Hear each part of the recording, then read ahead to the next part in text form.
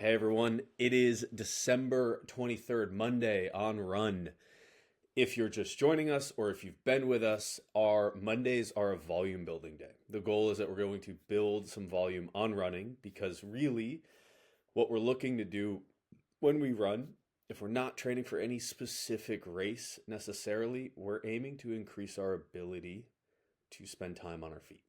And so that is pace is not super important in this particular endeavor. And what is important is just getting on those feet and moving and accumulating over time a little bit more volume. So we started this progression with 6 to 8 sets. If you're just jumping in now, that is totally fine and appropriate. This week, we're doing 10 to 12 sets. So last week, it was 8 to 10.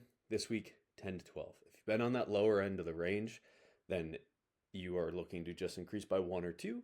If you've been on that upper end of the range, then we're going all the way to 12 sets. The intention here is that your minute run is at a moderate to tough, and then you have a 2-minute walk or jog. So if you can jog and recover enough to hold your faster paces, whatever those may be, then you can run the whole time. You also are not locked in, right? If you start this, you do 3 sets where you run and then you jog and you're like, oh, I'm getting a little out over my toes. I'm getting a little ahead of myself.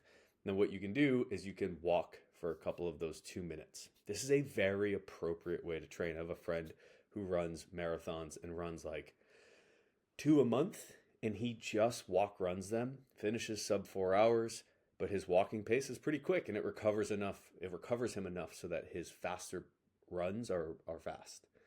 So that is an appropriate course of action on today's training. Your goal is just that you're in this and you're running. If you're doing the row or the bike option, you'll notice the row is the same except for one thing. You have a minute of rest, and that is just simply because most folks are not used to spending as much time on the rower as they are on their feet.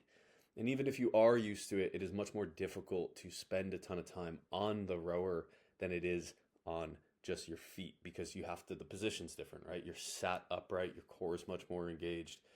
You're in this position where you're really specifically taxing your glutes and your hamstrings when you're on the rower, opposed to when you're running, your kind of whole body, right? So that's why you see that minute of rest. But the intention is still the same, to build some volume, get used to going for a decent amount of time.